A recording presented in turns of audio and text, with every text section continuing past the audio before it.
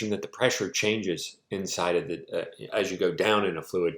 This introduces a buoyant force, or Archimedes principle, depending on how you want to phrase it. But if you imagine that you take an object and you completely submerge it into the fluid, right? You have, pressures on the side, they're all canceling each other out. On the top, there's a small pressure. There's a small pressure, and on the bottom, there's a larger pressure. Okay?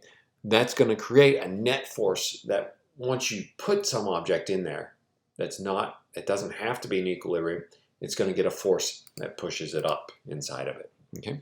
So it becomes this competition where there's a weight pulling down on an object, but a buoyant force pushing up on it. Okay? Everything is going to have some sort of a buoyant force because it sort of pushes the water away, and then the water, or whatever fluid it is, pushes back on it and tries to make way back for that fluid. Okay? What you look at is the competition of forces. The force at the bottom, it's larger than the force on the top, and then there's going to be a net force that drives it up. That is our buoyant force. It depends on the density. It's the density of the fluid, right? So if it's water, it's about 1,000 kilograms per cubic meter. The density of the volume of the displaced fluid, right? So if you put the whole object in the water, you've displaced the entire volume of that object. Okay? So, for example, if you take a 10 cubic centimeter object, put it in water, you've displaced 10 cubic centimeters. If you hold it just partially underwater, so only half of the volume's there, then you displace 5 cubic centimeters. Okay? So it's how much of the object is under the water. And then the acceleration due to gravity, g. Okay, so this can start to answer questions as to why some things float and why some things rise to the top. Okay, it's this competition between the forces at play. If you're looking at just some object inside a fluid, you get the buoyant force up. You can have the weight down. Okay, those are the forces acting on it. So the net force is the difference in those. Okay.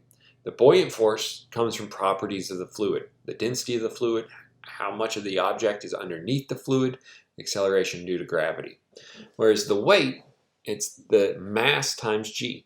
But we can express the mass in terms of the density of the object and the volume of the object, going back to our definition at the beginning of this topic. Okay. So you can have some sort of a neutral buoyancy, depending on the ratio of the densities, right? So if the net force goes exactly to 0, that's telling you that the density of the fluid equals the density of the object. Okay, so it's just sitting there still. It's not going to go up. It's not going to go down. It's not going to accelerate. Okay, but if the density of the fluid is greater than the density of the object, then you're going to get a net force up. The fluid sort of rejects the object inside of it, pushes it out. Okay, but if the density of the fluid is less than the density of the object, that object's going to have more weight than buoyant force acting on it, so it sinks down. Okay, so let's try a clicker question. So pause it and read it.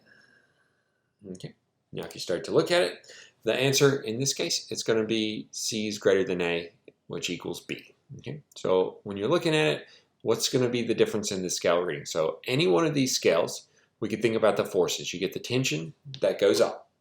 You get the weight, that goes down, and the buoyant force, that goes up. So the tension is going to be equal to the difference in the weight and the buoyant force. Buoyant forces are all the same, and the buoyant force does not change depending on how deep the object is. So this buoyant force is equal to this buoyant force. It's also equal to this one because they're the same size. Okay. But this one has more weight. So the tension that you read is the difference in the weight and the buoyant force. This one has more weight, it wins, and then these two are the same. All right, so at this time, pause and start to look at problems 1 through 3 in the workbooks.